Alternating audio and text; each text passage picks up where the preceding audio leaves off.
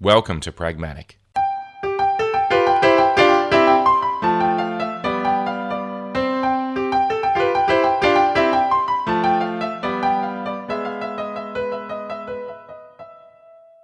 Pragmatic is a show about technology and contemplating the finer details in their practical application. By exploring the real-world trade-offs, we dive into how great ideas can be transformed into products and services that impact our lives. Pragmatic is entirely supported by you, our listeners, and if you'd like to support us and keep the show ad-free, you can by becoming a premium supporter. Premium support is available via Patreon and through Apple Podcasts channel subscription. Premium supporters have access to early release, high-quality versions of episodes, as well as bonus materials from all of our shows not available anywhere else. Just visit engineer.network/pragmatic to learn how you can help this show to continue to be made. Thank you. I'm your host, John Chidgey, and today I'm joined once again by my good friend, Clay Daly. How you doing, Clay? I'm doing splendidly well. Excellent. How are you? Yeah, I'm don't want to steal that, but I'm doing splendidly well as well. So yeah, it's And we're not having Splenda with that splendidly well. No, we're cutting out artificial sweetness because I've realized they give me a headache. So, but yes, never mind. It's cool. Yeah, I know, right? Funny little factoids we talked about before the show, but there you go. So it's been a minute since we caught up. Really, the last time I think we spoke on a podcast was actually episode 55 of Bubble Sort. Yeah. And that was on the 7th of September, 2024, which oddly, the edit for that only went up last week for reasons. It's like a time capsule that floated up. Yeah, it's a time capsule that everyone forgot about. It's like, oh, wow. What happened to Bubble Sort? Anyway, so that was, wow. Actually, 7th, I haven't done the math in my head, but that's like a 1.5 years. So it's been a while. Mm-hmm. And the last time we spoke on the show was even before that on this show. Yes. So one of the reasons that I wanted to talk to you again, apart from the fact that it's always great catching up, indeed, is I wanted to talk about the whole thing about fake photos and AI impacting photos and what it means for us as photographers.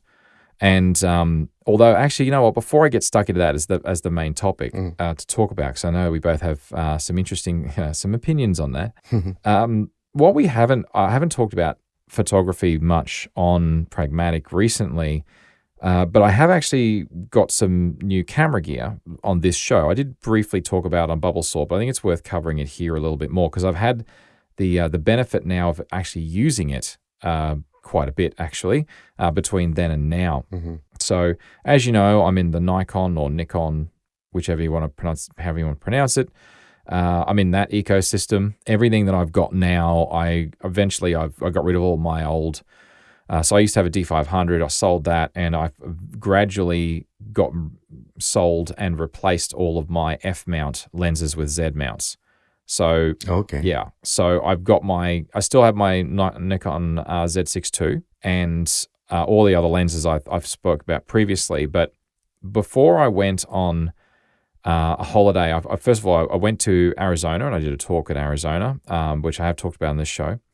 And I took this camera with me and took some fantastic photos. I think they're fantastic. I should probably show you, but I don't have them in front of me. I'll send them to you after the show. But anyway. So I got some of the Verde Valley Railway, which was a really cool train ride that was part of the, when you go to the conference, they had this day in the middle of the conference because it was like a 5-day conference. And on day 3, we basically had a few hours in the morning, there were a couple of talks, and then we just went and did this excursion for the rest of the day as a bit of sort of like a mid-conference break. Nice. Which I thought was a kind of a nice touch. Yeah, it was pretty cool, actually. I really liked it. So I got some nice photos of that. Yeah. And I like the train ride because I got lots of photos, actually. So there you go. Mm-hmm. Never mind. You got photos while you were on the train or off the train? Yeah, or both. Okay. Yeah, both. Oh, both. Oh, nice. Yeah, both. So when we were on the train, some of the scenery was just magnificent. So it's a beautiful part of the world, beautiful part of Arizona. So anyway, so I got this Nikon Z30, and I got the Z30 because it's essentially a pocketable camera, pretty much, and it came in a kit with a DX lens, a 16-50 VR DX lens, which it's very much like a pancake lens. So it's not the skinniest lens because as you rotate it, it will actually protrude, so it will extend. Oh, okay, it does. Yeah, Okay. it doesn't extend a lot, but when it's actually locked and closed, it's relatively compact. So I bought a super slimline, skinny, small camera case for it. But if you don't mind a ridiculous bulge in your pocket, you can actually shove it in your hip pocket of your jeans. Do not recommend, but you probably could. So that was an interesting lens. It came with it. I still have it. I have used it. It's handy in some situations. But the lens I really wanted was the super telephoto. Like it starts out it's the Nikon Z 28mm to 400mm. Nice. So that because the Z30 is of course a crop sensor. So when you go 1.5x, therefore on that you'll get an effective reach of 600 mil. 600, which that's awesome. Yeah, that was impressive. So the only thing is on the 400 mil end, it's an f8 aperture. F8, yeah, which is not that great. Is VR both the camera, the body is not VR, but the lens is VR? Yeah, correct. Yes. So so you're absolutely right. The Z30 does not have in-body stabilization, which is a shame, but the Z6 II does.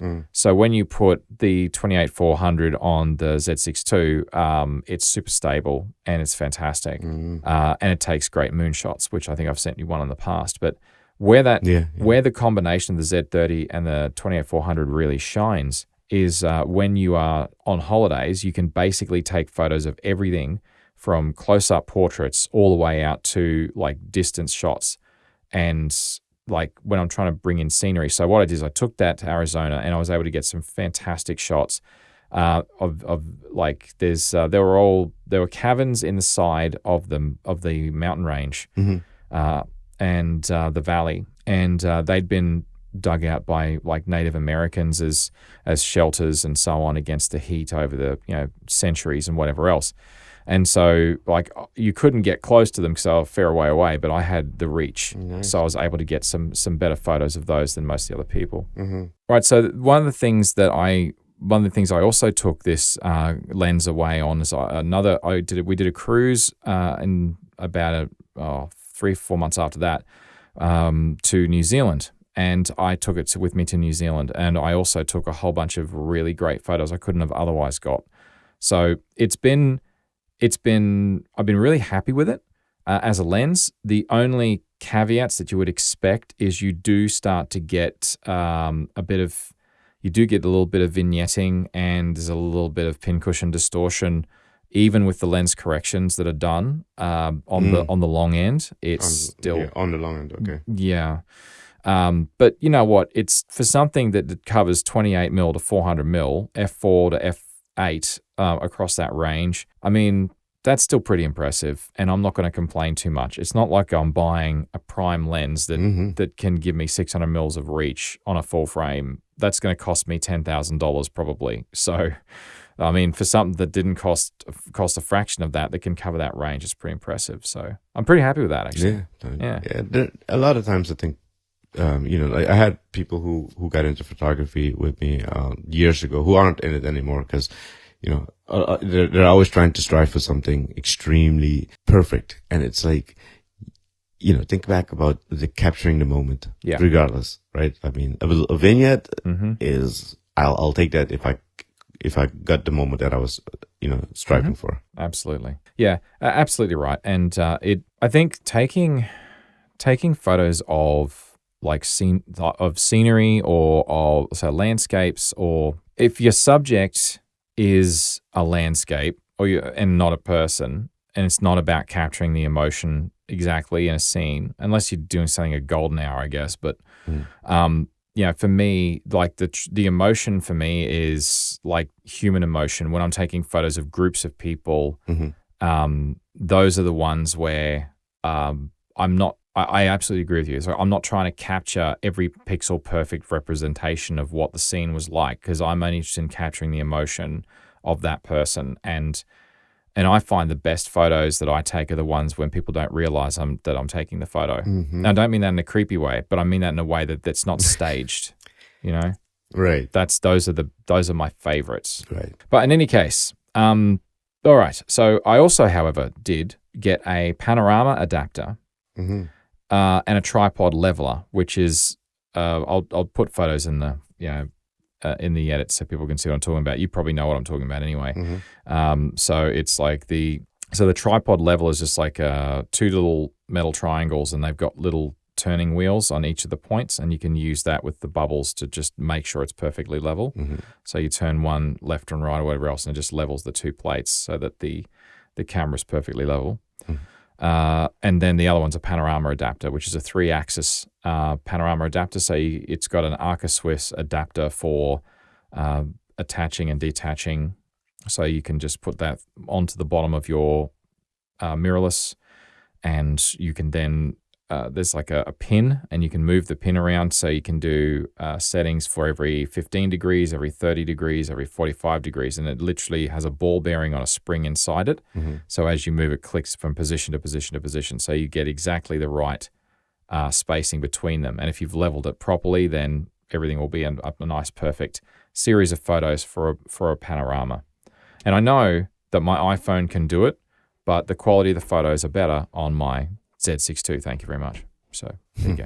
Anyway, yeah, absolutely. Do you that lens, does it have a tripod mount as well, or no? Okay. No.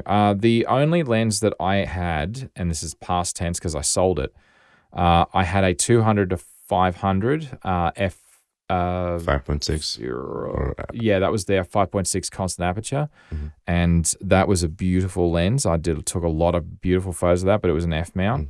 And I had an FTZ adapter on it, and I sold those in part to fund the 28 to 400. And I was actually a little bit sad when I sold that. I don't often get upset necessarily when I sell like the odd lens here and there, but that particular lens, I'd taken a lot of really nice photos with it. It's a beautiful lens. And I was a little bit sad when I sold that one because, one of these days I might get a nice, like really good prime, 400, 500 mil lens maybe, but I gotta go trip over a bar of gold first, I think.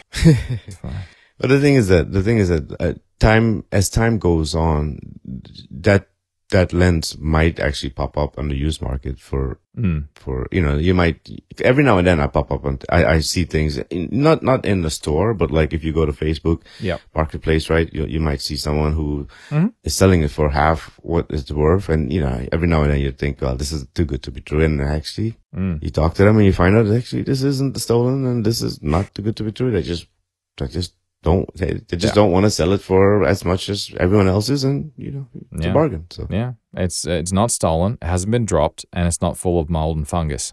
So exactly, yay, winning. Actually, I saw a Z mount. It was these Nikon Z. I think it was a 600 mil one. Trying to remember the exact lens it was, but it was selling via Ted's cameras here in Australia anyway. They had a second-hand one with a warranty and everything for $7,000, and those are $12,000 new Australian dollars. So don't make me convert that into US dollars, but still, it's still a lot of money. But anyhow, and more money than I'm prepared to spend on a lens right now. But anyway. So that's my gear. So since we last caught up on the show, what else? What have you been playing with in photography land? I'm not sure if I've had the same A7R4. I have other cameras that I picked up in between, but my main camera is my A7R4. I do have a pocket Ricoh GR 3 that I take with me every now and then, but main camera, if I want to take pictures that I can have a lot of control over, it's going to be the A7R4. Nice. And either my 35 2.8 or the 50. The 50 1.8 is like, it's not as good a lens. So if it's going to be darker and I don't want to bump my ISO too high, I probably will opt for that one. But if I want a better quality lens, the 35 2.8 is a better lens. It's interesting that the 35 2.8. So you wouldn't go for. Do you have a 35 1.8 or? No, I've been thinking about buying one. The thing is, I don't shoot 35 as much, especially because I have the Ricoh GR, which is like a 28, and to me, it's like 35, 28. They're somewhat similar. Yeah. So if sometimes what I do is I take the GR as my 35, even though it's not a 35, and then I take the Sony as my 50. Yeah, okay. Because, I remember us talking in the past, you're a big fan of the 50 for street photography. Yeah. 35 is really nice though.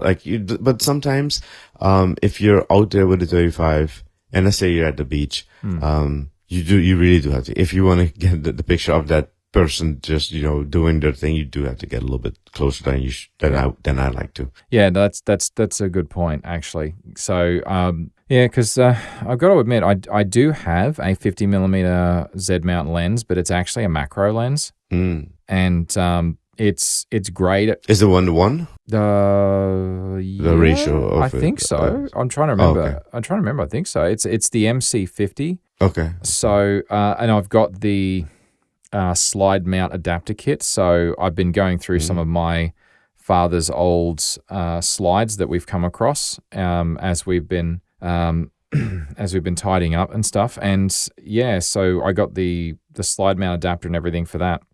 And it's a great lens, but macro lenses, I don't know, because it's an f2.8. It's not I'm pretty sure it's that 2.8. Damn, I'm putting myself on the spot here. I want to make sure I'm not telling you. I believe it is I know there used to be a 50. Yeah, no, it's 3.5 if I'm not mistaken, but this one is f2.8, I believe, right? Yep. Yeah. It is f2.8. My first answer was the correct answer. So, and it's a perfectly fine lens for macro photography, and I've done a whole bunch of macro work, but I don't know. Maybe I shouldn't feel weird using a macro lens when I'm doing street photography, which I don't do often. Well, the one thing that I have a macro 90, and I love taking that one out. The only issue is that, if I do want to take a sort of more intimate portrait, the person's really far away. I like the ability and of it being a macro, just because I could turn a street session into something like, okay, snap, this is a beautiful coin that fell on the floor, right? And I have a macro right then and there. That's true. So that's for that reason, I wouldn't mind getting a 50 macro, actually. Okay. Interesting. All right. I hadn't thought of it like that. That's a good point. I did actually try some street photography. We talked about this a while back now. Geez, quite a while back, actually. And different techniques for, doing street photography without looking like you're some kind of, I don't know what person. But anyway, And anyway, so I did try a little bit of that, and it was a little bit of fun, but I also found it a little bit nerve-wracking, like everyone was watching me, and I felt a bit weird, but I don't know. It is nerve-wracking, but right, so, I know that we spoke about the public speaking thing that, I absolutely freeze, right? I mean, you were talking about how you, how you conquered that beast, and, it's almost the same pathway, right? Yeah, it's true. Yeah. I guess if I did it more, I'd get more used to it and less, I'd be put off less by it. And I should probably do more of that. But anyway, cool. We should probably move on to our main topic, actually, if that's okay. Yep. And so there's a reason that I wanted to do an episode about this. I listened to an episode of Dakota with Nilay Patel, and because I do listen to Dakota, not every episode, because some of it's a little bit, I'm just not interested in some of the topics, so it depends on who's on. But this particular one, they were talking about what some of the challenges with flagging metadata on photos and saying if they're real or not. Because the problem is that the world we live in right now today, and the right now today for those listening in the future is the middle of March of 2026. So here we are in the middle of March 2026, and AI-generated photography is real. It's getting better all the time. Sometimes, if you know what to look for, scarily so. Yeah, it's quite scarily good, and it makes it possible to generate an absolutely fake photograph of something and say this is absolutely a cross between a zebra and a monkey. And it actually is a real animal that we've genetically engineered. And the photo is going to look so real. And, well, that's an absurd example, but So I guess what I wanted to do is let's break this down into pieces, because I actually really didn't like the decoder view of things, because the problem was that they were simply saying it's an insurmountable problem, like it could never be resolved. And I don't think I agree with that. I actually think that there are things that we could do. So are they saying, because I didn't get to listen to that episode, are they saying it's an insurmountable problem right now, or it will become an insurmountable problem? Oh, okay. They didn't use the word insurmountable. Maybe they used the word intractable. But either way you slice it, it's a problem that they believe cannot be ever solved. Like as of right now, it's not solved, and in the future, it cannot be solved. Okay. So my problem with that defeatist attitude is that they're just not. I just don't think they thought it through enough. So okay, what am I going on about? So the episode was talking about how there's a metadata system that's designed to contain a whole bunch of metadata for different things about photos, and they're going to load it up with like, this is a genuine photo, this is a fake photo, whatever else. And it's like, well, who gets to decide what's flagged for what? And we'll get to that. But they were simply saying, oh, it's not possible. But I actually think it is possible, because let's start with, how do we know for sure that this is the fundamental question. How do we know for sure that a photo that you look at is what it is? So if we're going to start at the very basics, we've got to start at the very beginning. And the very beginning is the raw file, the raw image captured from the sensor. And it doesn't matter what your sensor type is, right? If it's a CMOS sensor or not, whatever sensor it is, does not matter. That raw data should be unprocessed. Now, if your camera does, like most cameras these days, will have a JPEG version, and it'll create its own version, and you can adjust a whole bunch of stuff. You can say, right, well, I want it to look black and white, even though it's not a black and white sensor, whatever. I want to make it vivid, and I want the colors to be brighter and pop. I just want maybe I just want sepia colors for some reason. I don't understand, but that's okay. It's an artistic choice. I'm not across artistic stuff fully, Clay, and I don't mean to be disrespectful to people that like sepia, but whatever. It's fine. Okay. It had its time. Quick. Yes, it did. Thank you. And that time is gone. Yes. Get over it, people. Anyway, so my point, what was my point? Yes, my point is that as soon as the JPEG has done something to the RAW to create what it believes is, the photo, technically that has been modified. But it's been modified not necessarily by AI, but it's been modified by an algorithm. So to me, AI and algorithm they are subtly different, but in some ways there's still a modification. So the JPEG that you look at in your camera has probably also been sharpened. It's been denoised probably, and it's not that raw image. So I guess my first point is, if you were going to certify and say this image is an accurate representation of reality through that lens, through the lens. Yeah, like a great podcast that I once heard of. Anyway, but yes, so that's a genuine representation of, and for the listeners that aren't getting the joke, obviously, that was Clay's podcast through my lens. So it's good. It was a good podcast too. I missed that. Perfect. Anyway, yeah, you should do more episodes at some point. Maybe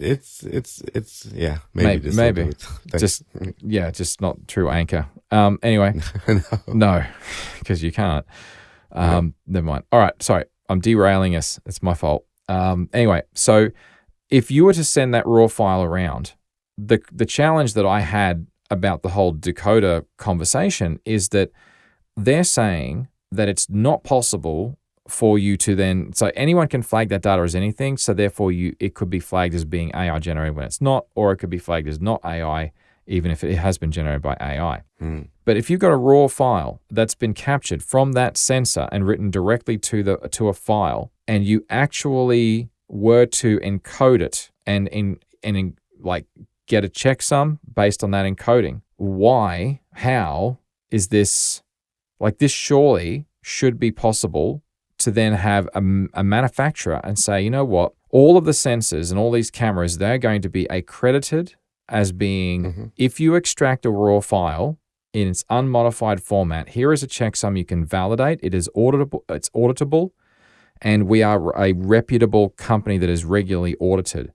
This image is reality. That is something that is absolutely possible to do. But Yeah, yes, go ahead. oh no, you No, go. but I want to hit about. But no one's talking about that. No one is talking about that. Mm-hmm. So like to me, that's like that is base one of where you start. I'm curious what you thought. I mean, I'm curious what you think about that before we get into the next level down. No, I agree with that. And the thing is that, so if we put standards in place, and I know there are a few open standards, I believe, that are probably not being adopted yet by all the companies. I think Sony is one of them that adopted the basically it's almost like a rubber stamping of the raw file.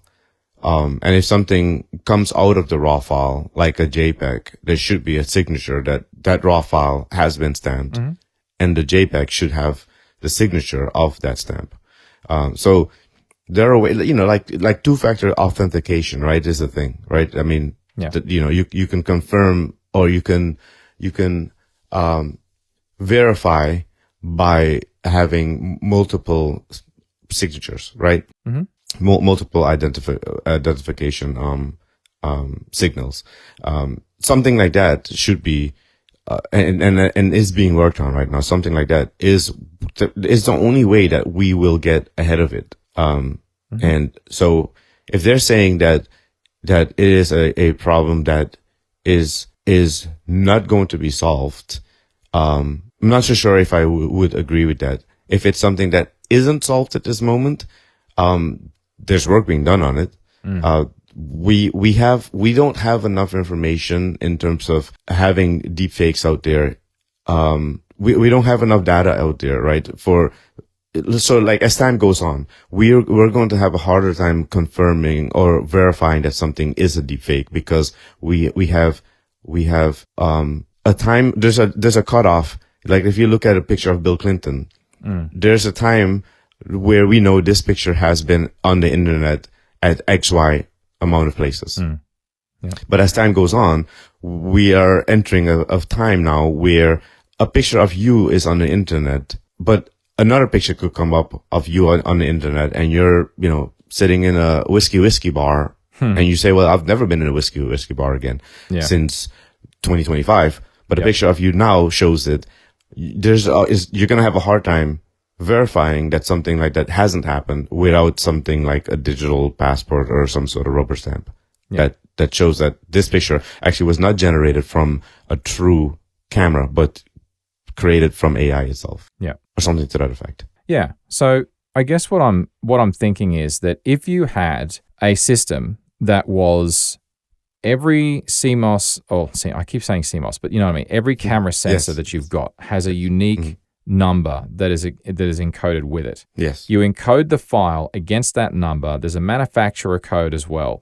That should create a completely unique traceable thing, traceable image in that raw format. Yes. So if you were to do that, and you were to get all of the manufacturers that made these sensors and made these cameras to sign up to this and say, all right, so could a computer, theoretically, could it create a raw image? Well, of course it could create a raw image if you feed it enough and say, here, make another raw image. But it's like, okay, but you're encoding it with an actual number from an actual camera. So the next question is, okay, so, well, I guess you could probably clone the manufacturer number. You could probably clone or create another number, but then with the time and the date stamp would also need to have to line up to when a real photo was taken. Right. It's extremely difficult, and I would suggest my problem is that this requires a little bit of cooperation between these companies. But then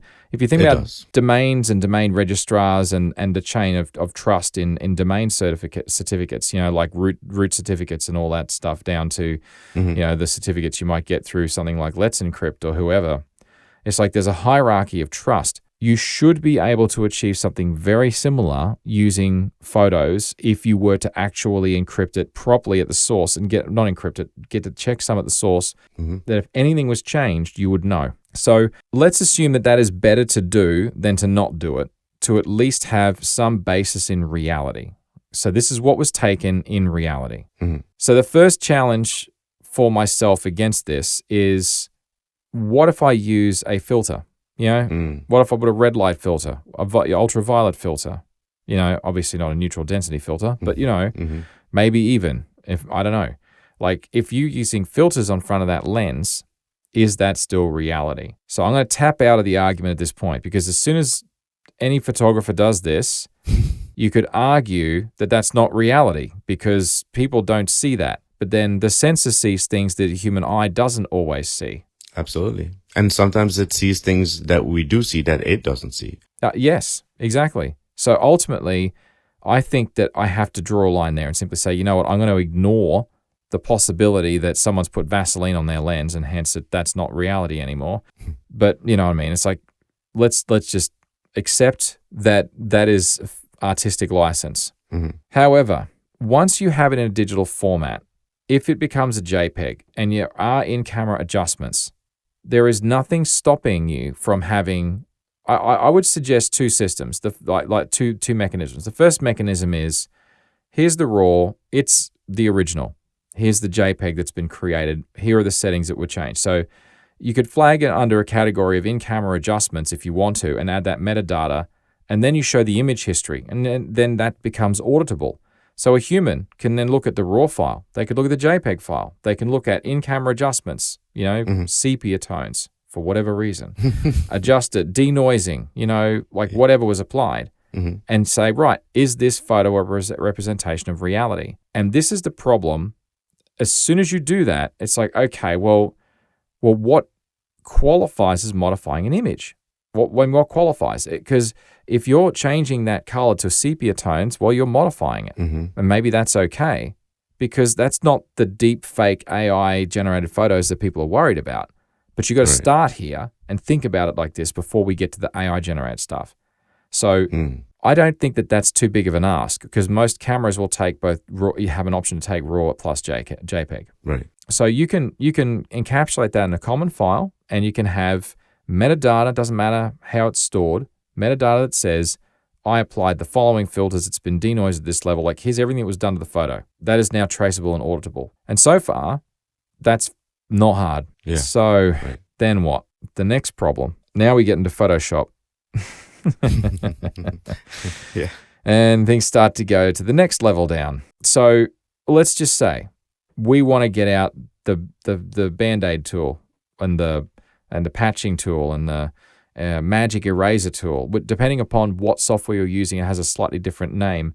But whatever you want to call it, you draw a circle or a box, or you click a circle or a pattern over a part of, there's a defect on the wall. There's a crack on the wall. You don't want that crack showing up in your perfect photo. So what you do is you drag this tool over it, and it erases magically the crack from the photo. So that is now using an algorithm, or potentially AI driving an algorithm, potentially. They call everything AI right now. It's because it's buzz, right? But I know.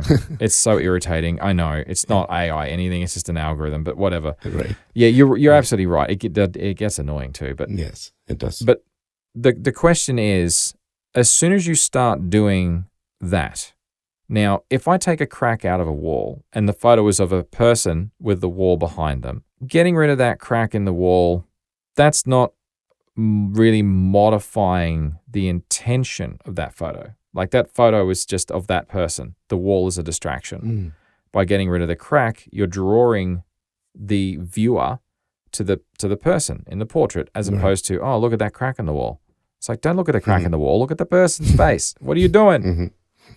So, are you trying to tell a Doctor Who story here? But yes, that's not a crack in the wall, because if there's no wall there, there'd still be a crack. Anyway, wow. Now that's in reference. If you're not a Doctor Who fan, you're never going to get it. Anyway, all right. So, So what was the point? The point was that if you make that kind of a modification, then you could argue that is not changing the intention of the image. But I mean, you could easily then take that tool and take that person's nose and erase their nose. It's like, if the subject is like Voldemort, who has no nose, for those that like watching Harry Potter, he has a snake-like nose because reasons. Ask J.K. Rowling. Slithers. And hope Slytherin guy, whatever, him. But point is, that's not reality, because like that person in that portrait had a nose, and now you're saying they don't have a nose. So that is substantially changing the content of the photo. The problem that I've got with tagging is there are certain modifications that are going to change the intention of that photo. And that is the argument that they were arguing about with AI, is that how do you flag it? Because it comes down to personal opinion. So you can store all the metadata in the world. It doesn't matter. But I mean, there are other things that you could flag that I think you could probably get away with. And people are saying, well, that's fair use. That's okay. That's not open to debate. It's totally fine. Like if I'm changing the white points or the white balance in a photo, if I'm tweaking my colors and my color histogram, if I'm blurring certain things to draw attention away from them, or if I'm sharpening them to clean them up a bit, if it's not excessive, then that's probably not going to change the intention of the photo. So I kind of feel like you can't really, and I don't think we should, ban image modifications in this manner.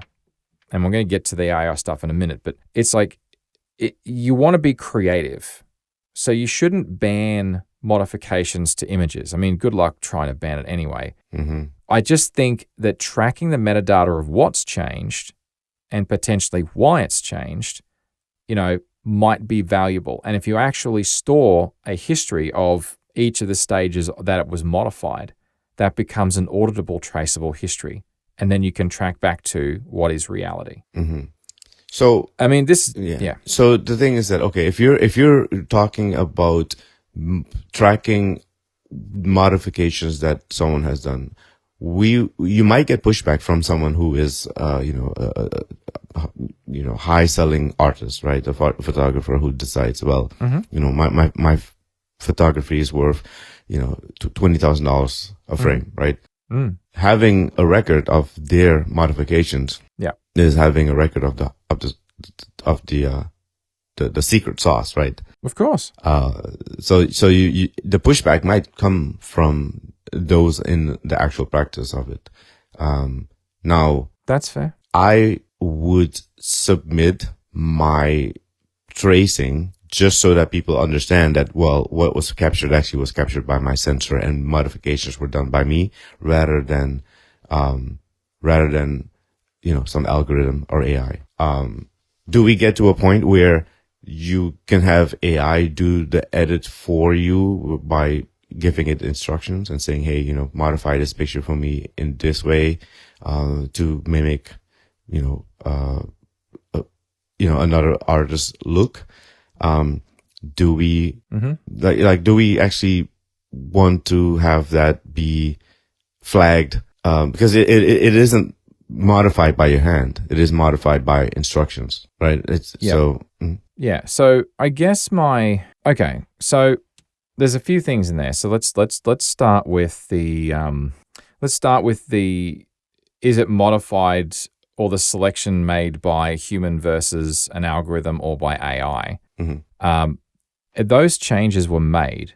It kind of, to me, it doesn't matter quite so much. Maybe not at this point of the conversation, but it matters. But it's like, what is the intent and who did it? I think if you flag this information, then someone can decide. Okay. I absolutely see what you're saying, though, because what you could say is, well, if I'm a professional, I've got these really dreamy bloody settings that make all my photos look amazing, and that's proprietary. It's like, fine, you don't have to submit it. You don't have to. So what I'm trying to suggest here is that, is there a mechanism for us that we could try as a, from the photography sort of I don't know if we can call it a community, but whatever.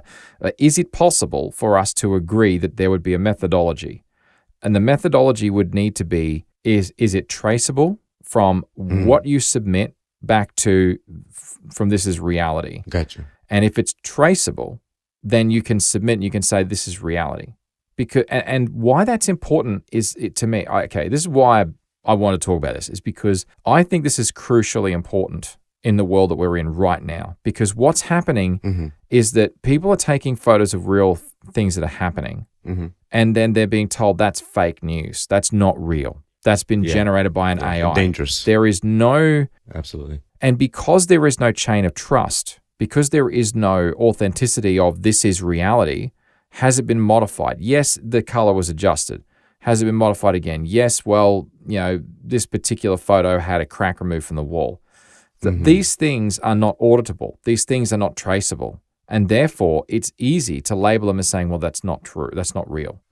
So if someone were to, just so I understand, if someone were to have the steps recorded in, let's say, the metadata, or baked into something like a DNG, right? Which doesn't have it's a sidecar, but like it's actually built in. Let's just say, they don't want to share it, but it's there. If there is a question, then they could submit it. Absolutely. I think that would be totally fine. And okay, gotcha. Yeah. And I also think that we're sort of jumping around a little bit, but that's okay.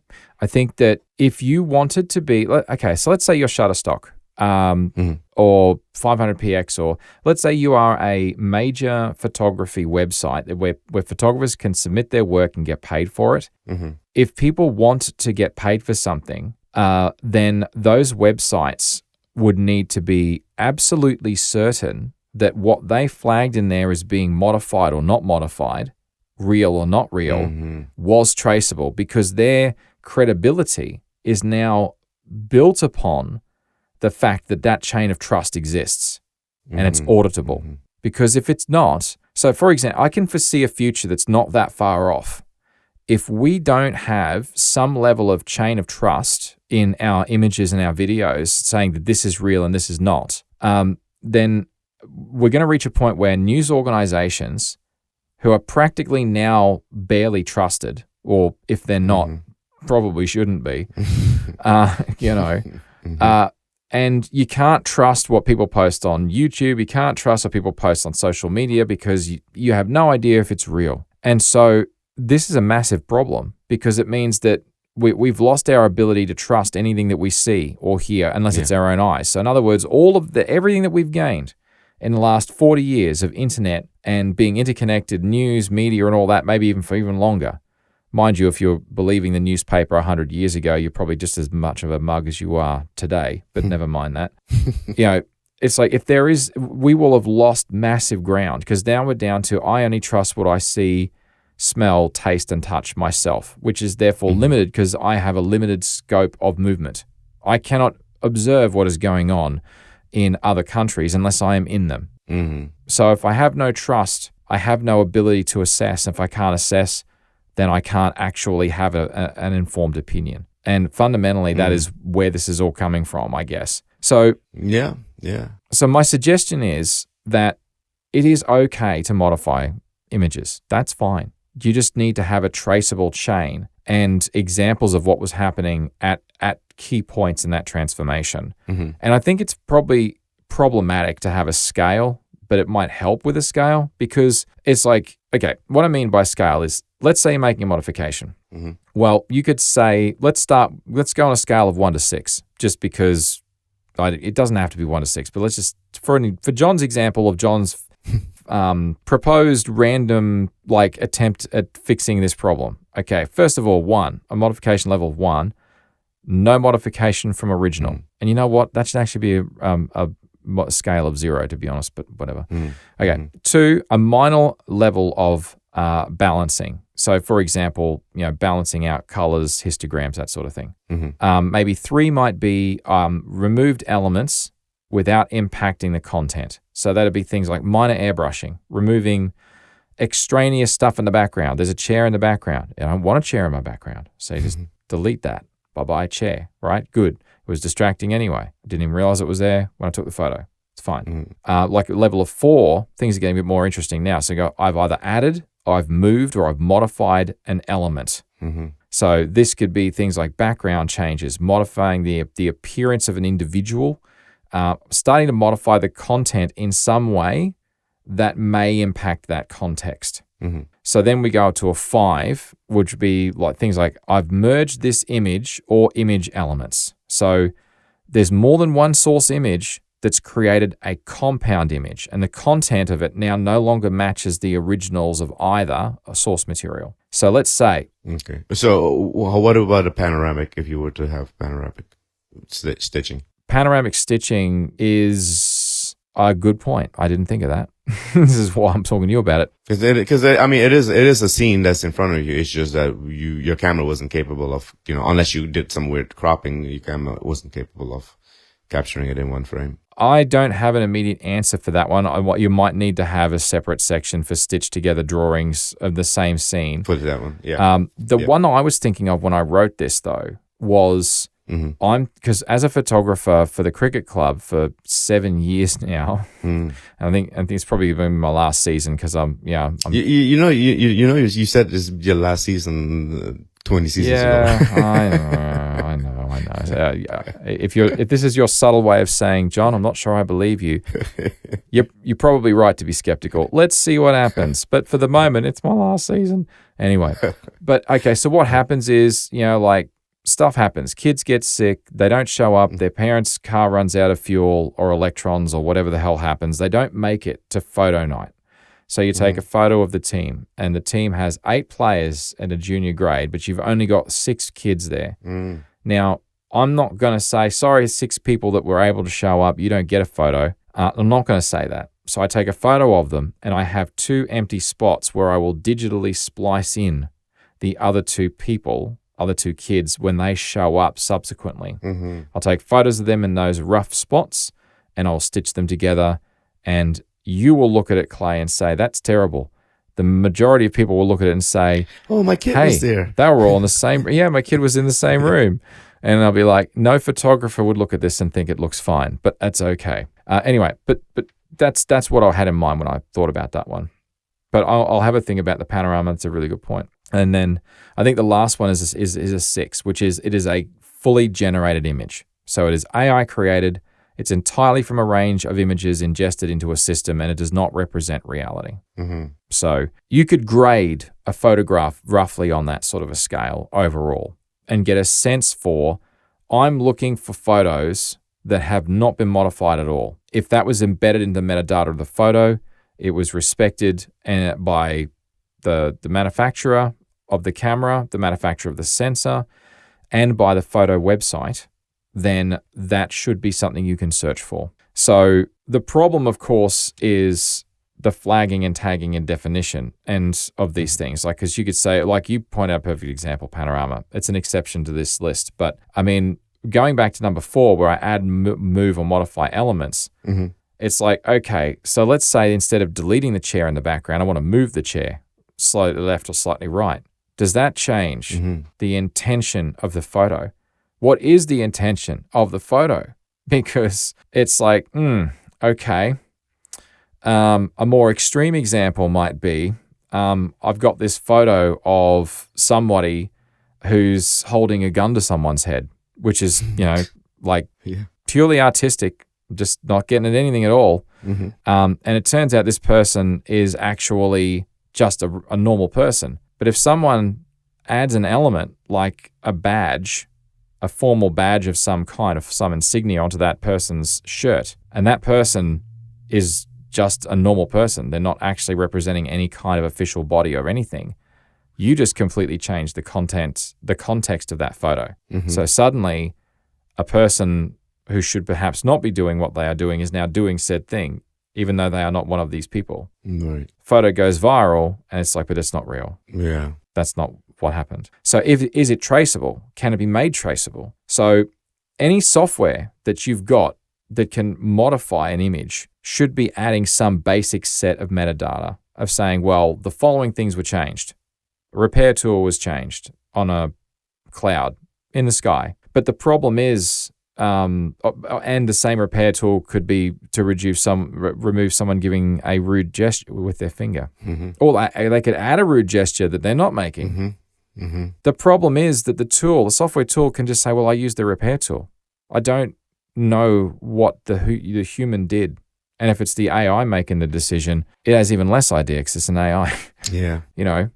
So it's like, I can flag the data that yes, a change was made, but the judgment of what on earth that change does in the context of the photo has to be a human judgment. Mm-hmm. It has to be a judgment based on before and after. So because you can't, this is kind of the conclusion that I've reached, and this is one of the reasons why Neeli and friends got so tied up in knots with it, is because they were just focused on that part of it. It's like you can't automatically classify an image's content or the changes made to it. It has to be a human judgment. And then second problem is, how on earth do you police what's AI and what's not if you don't know where the image started from? So that's why I started this idea, this proposal, from starting at the source. So I said I foresee a time. What I mean is, let's say I want to be the world's first ever fully trustworthy, fully transparent news organization. Okay? Mm-hmm. It could happen. Maybe someday. You never know. Hey, it's possible. So I am like the world's most absolutely correct factual news organization. Suspend disbelief. But we're doing this. Mm-hmm. I only want to get photos that I know are real. Mm-hmm. So how do I do this? Right now, it is not possible. I cannot definitively prove that photo that I'm using in my news story came from the real world at this point in time. So I would go to a reputable website, like let's call it 501px. And at 501px, they have an entire section that they guarantee is real world imagery of real world raw data. Mm-hmm. They've got a full chain of change, a full chain of trust from the original sensor, the original camera serial number, time and date, everything. All auditable by a human. You can look at before and after, see the modifications made and say, what I have is a representation of reality. I can trust this photo at this point in time. Then I use that on my news story, and I have absolute confidence that what I've got isn't fake. So can AI defeat this? Can you use AI to create something going all the way back down to the bottom? I don't know. Probably, maybe, but There's a way you can do it. Sure. The thing is that, okay, so we had our film era. Now, people always said, oh, film photography was captured as it was seen, right? Yep. You did your manipulations on the, your choice of film, what aperture, what shutter speed, right? And your picture was captured. Now, yes, there are modifications. People, people pretend like we didn't modify film photography. We did. So manipulation of film was a part of our history.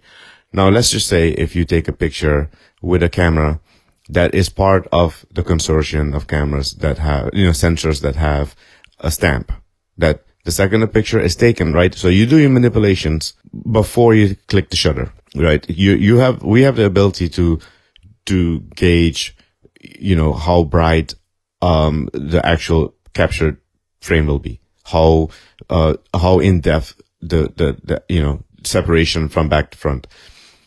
This is, if you do it this way, by the way, you will create a class of photographers that will become sort of like elites, right? They're going to feel elitist. But let's just say there is a picture that's captured, right? And let's say 501px has a section, a picture that's captured that has never been manipulated after it's been taken. The second it has been manipulated, that stamp fades. Yeah. And so you have on and off, because it's going to be hard for you to create a file where you have gradation, right? Because in the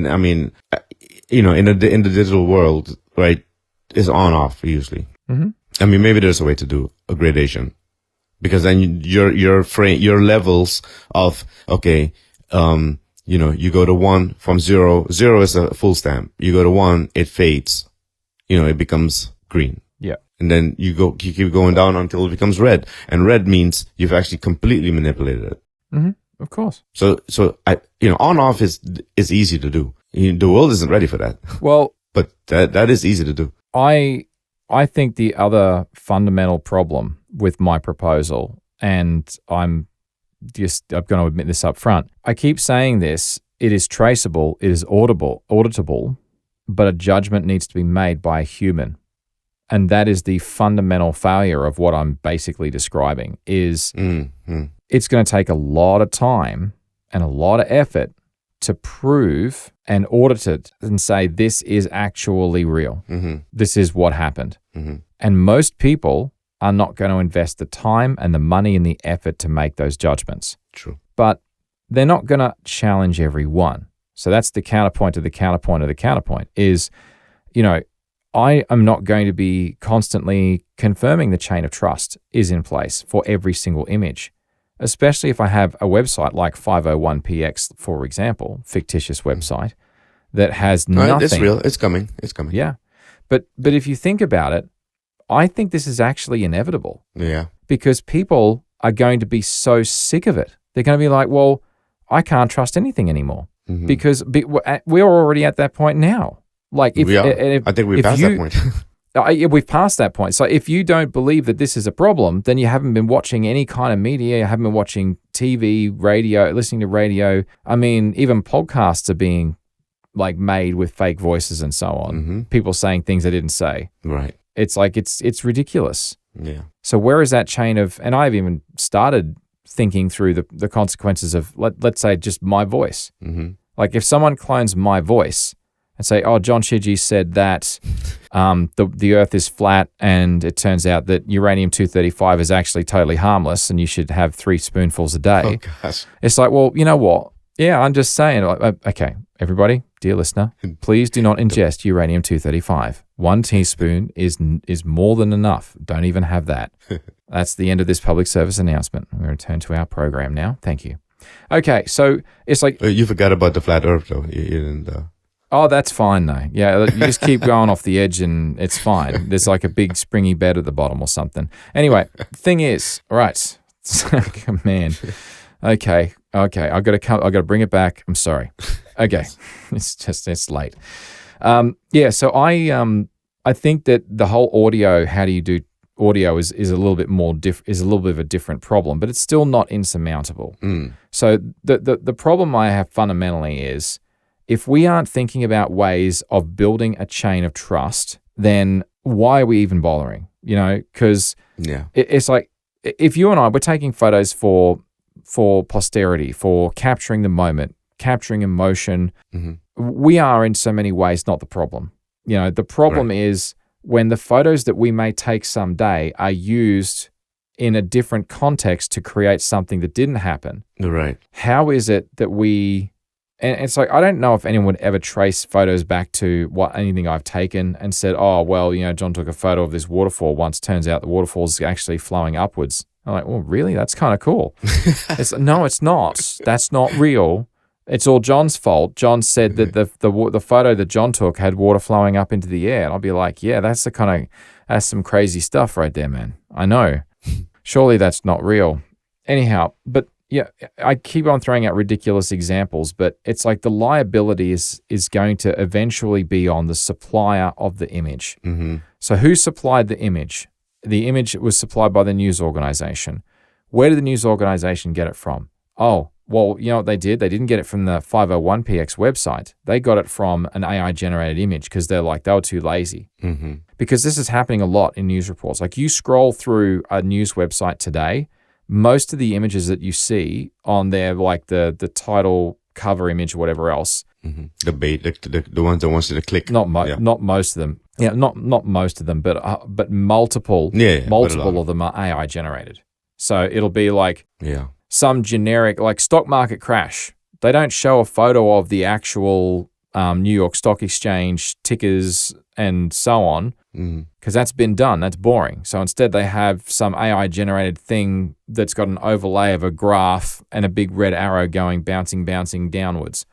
It's like that's an example. But I mean, a lot of the stuff they do, iconography and artwork and images now, is just AI generated because it's quick and it's easy. Just type it into your AI generator to ChatGPT or whatever the heck. There's a whole bunch of different tools for this now where you can build images from text and say, give me this. And they'll look at a few and say, yep, we're going to use that one. Mm-hmm. You know? Yeah. So it's like, so this is this is the problem. So you start with the news organizations. Okay, so it's your fault you're spreading misinformation. You're spreading fake news. Where'd you get the image from? Yes. Oh, we got it from this other site called 503px, and they only have AI generated rubbish. We figured that was good enough. So it's like, okay, so you've broken that chain of trust. I, as an individual, I'm now going to vote with my feet. I'm never going to look at your stuff again because I know that you just have fake news. Absolutely. So I will go to the websites that have photos that I can trust, images, videos I can trust, and I can trust them because there is a chain of trust that is demonstratable. I don't need to see a demonstrator, but I need to know that there is a chain of trust there. Mm-hmm. And I actually do think that this is achievable. I don't think it's going to be easy, but I don't think we can't. I think that we must do it. Mm-hmm.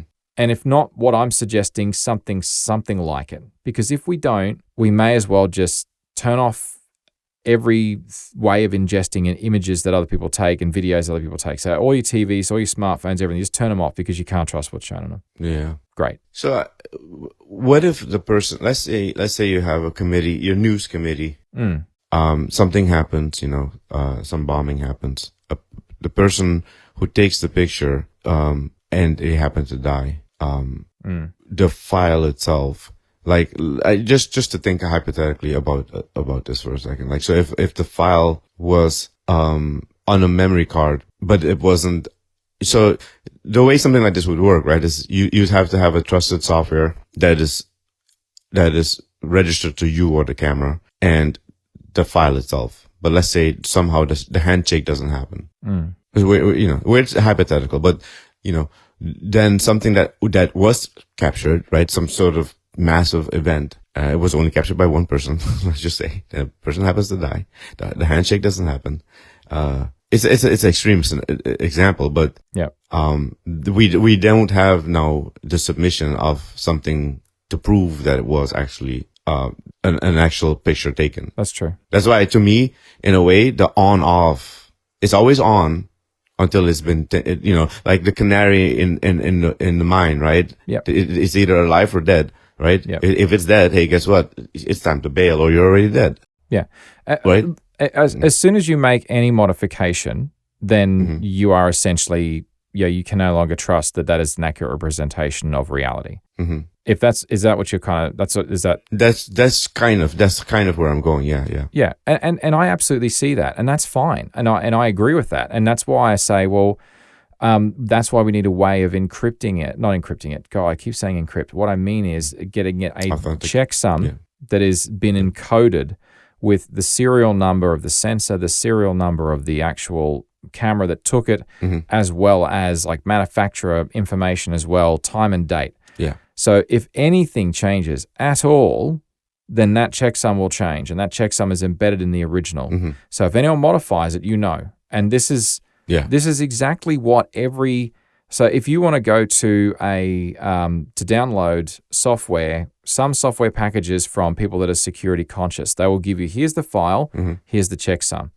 You download the file, you take the checksum, you run the checksum check against it, and if they match, you know that file has not been modified. Right. So this is exactly the same idea, but just for images. For images, yeah. But the problem is, as soon as you modify it, then you are changing that, you are destroying that chain of trust, which is why I'm saying absolutely, it's fine to modify images because you need to modify them. You need to tweak the white balance, tweak your histograms, you got to do some denoising, you got to get rid of the crack in the wall, yada, yada, yada.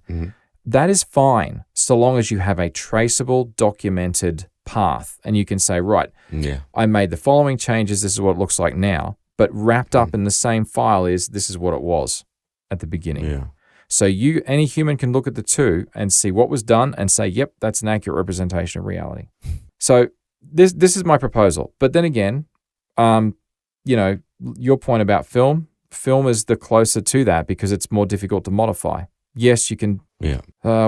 You have to jump through a lot of hoops, but yes. Yeah, you do. But I mean, and what they call it, dodge and burn. I can't remember the name of the thing that you can do with film. I'm not a film guy, but I know you are. But still, you can still modify those.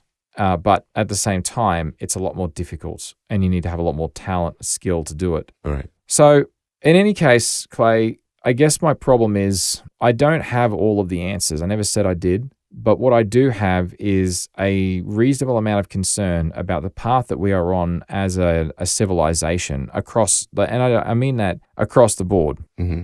Everywhere in the world has this issue to varying degrees. So our world expands as we improve communication and as we are able to see more of the world happening around us from afar. We don't have to go there to see it. But as we erode the trust in what we see, suddenly we shrink again back to where we were 100 years ago or more, where there were no newspapers, no radio, nothing. Because in the end, even though we have all these amazing technologies, we've now made it possible that we can't trust them, which is hilariously sad. Yeah. Well, we're building silos. Well, I feel like what we're doing is we're dragging ourselves back to the Stone Age to an extent. Right. And we have the Stone Age of different silos. So you over there in Australia, you can't, trust the stories you hear from here, and we can't trust the stories from there. It's like, wait a second, you're selling beef to the people who are, again, silos. Yeah, that's true. And if anyone told you that you can throw this stick in Australia, we have this stick. You throw this stick in Australia and it comes back to you, you'd be like, what? That's such BS. No way. That sounds like AI. It's like, here, no, I'll show you this photo. It's like, nah, man, that's fake news. Uh-huh. Exactly. And just for the record, boomerangs are cool. They are so cool. Is it cool if it hits you in the head, though? Oh, no. It hurts. It really hurts if it hits you. Believe me, because it's happened to me. So the first thing you do, when you're learning to throw a boomerang, from personal experience, the first half an hour, you are angry and you are frustrated and annoyed that it will not come back to you, no matter what you do. Yeah. And then there's this moment of elation as you see it arcing up in the air, doing a lovely little turn and coming right back at your head. And then you're like frustrated and annoyed as it clips you in the side of the head. And you're like, ow, I am now annoyed that it hit me and it came back to me. So you start with a boomerang, hating it because you can't get it to come back. And then you hate it because it comes back. It comes back with a vengeance. But anyway, it's fine. It comes back. Because remember, the energy that you use to throw it out is roughly the same energy that comes back. So if you're giving it a good riff with your arm, that's the same amount of force that thing's going to hit your head with if you're not careful. And yes, I did actually duck so that it wouldn't get me in the damn head. And all of so various names. When I was growing up, we called them Aboriginals. Mm. These days, they prefer either the first Australians or Native Australians, whatever. They were absolutely laughing it up. They thought it was the most hilarious thing because I was eating dirt because the boomerang came back and almost took my own head off. They thought it was so hilarious. Wait, I didn't think it was funny. Is that their invention? Kind of was, I guess. Sorry, yeah. Is that their invention? Yeah, the Australian Aboriginals invented boomerangs, and I didn't know that. Oh, yeah, absolutely for real. Yeah, absolutely ingenious, and these things are kind of dangerous. Actually, there's lots of different designs for boomerangs as well. Like you get ones that have got a slightly longer end on one end that's heavier, and they're designed for taking down like larger, heavier birds. So one end's more like a club on the end, like it's just thicker and heavier, but it still comes back if you throw it properly. Wow. I know, right? Very, very cool. But never mind. Yeah. Never mind. So, all right. I just bring it back to photos and everything though. Yes. I don't have too much else. Boomerang it back to photos. Boomerang, yes, bring that boomerang back. My boomerang will come back to photos. So I don't think that all is lost. And don't misunderstand what I'm saying. I do believe that this is absolutely achievable. But if it's something that we're not working towards, it will never happen. Yes. And the easiest thing to do is just throw your hands up in the air and just say, oh, it's all fake news, which there are people that I know right now today who are saying exactly that. Mm-hmm. Every single thing that they see on the news, oh, that's fake news. Like right now, there's a war going on in the Middle East. It's like I've had a few people say to me randomly, oh, that's all fake news. It's not actually real. Wow. And I'm like, okay. So, because I have a friend of a friend who is living in Dubai right now, mm-hmm. and they are sending video of bombs exploding in Dubai. And it's happening. And it's like, that ain't fake. So, yeah. But this is where we're going. Yeah. And I do not like where this is going. I can't fix this. but maybe I can help people who have more connections, more knowledge as to how this could be done. Maybe if we're a little bit less defeatist about it, I think it's something that we couldn't achieve. And we need to be thinking about how we do this and work towards it. Otherwise, we're going to lose everything we gained in the last however long we've had transmissible media, in my opinion. Agreed. No, I agree. And the fact that you're actually talking about it means that you actually do understand that. I think a lot of people just put their head in the sand and just hope it will, it'll just brush over. It'll pass us by, but it's here. I think. And we do have to address it. Yeah, we do have to address it. I do think a lot of people just feel helpless.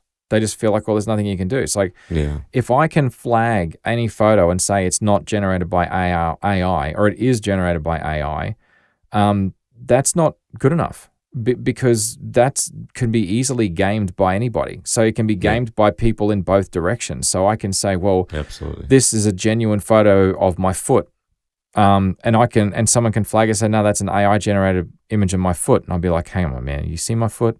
There's some really bad tinea. There's like a couple of really bad bruises there, and it's a really ugly foot. So come on, this is actually real. Anyway, and then on the other hand, you could take a photo of, get AI to generate an image of my foot or a foot and say that it's my foot, and not flag it as AI. You can flag it as AI. You can not flag it as AI in either direction, and you have no chain of traceability. You can't tell what's true. Yeah. So anyway, all right. No, well, I think it's absolutely crucial that we do figure out how to do get traceability down or some sort stamp to begin with. Yeah. All right. Well, if you would like to talk more about this, you can reach me on the Fediverse at chigi@engineer.space or the network at engnet@engineer.space. And if you are enjoying Pragmatic and you'd like to support us and keep the show ad-free, you can by becoming a premium supporter. Just visit engineer.network/pragmatic to learn how you can help this show to continue to be made. Thank you. A big thank you to all of our supporters. A special thank you to our silver producers, Mitch Bjorger, Shane O'Neill, Jared Roman, Katarina Will, Chad Deering, Ian Gallagher, and Jamie Russell. And an extra special thank you to our gold producers, Stephen Bridle, Kellen Fredelius Fujimoto, Steve Branham, and our gold producer known only as R. If you would like to get in touch with Clay, what's the best way for people to get in touch with you, mate? CW Daily at all of the social media places. All of the medias. But only the real ones, not the fake ones. All right. Well, a special thank you again to our supporters and a big thank you to everyone for listening. And as always, it's always a pleasure having you on. Thanks for coming on again, Clay. I really appreciate it, mate. Thank you so much. It was a pleasure.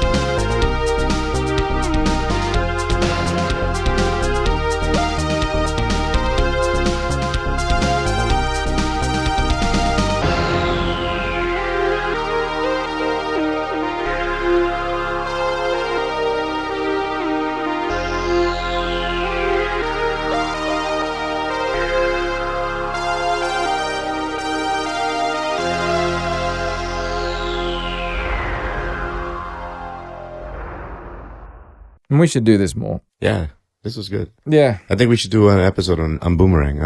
Now you got me intrigued. You want to do an episode on boomerangs?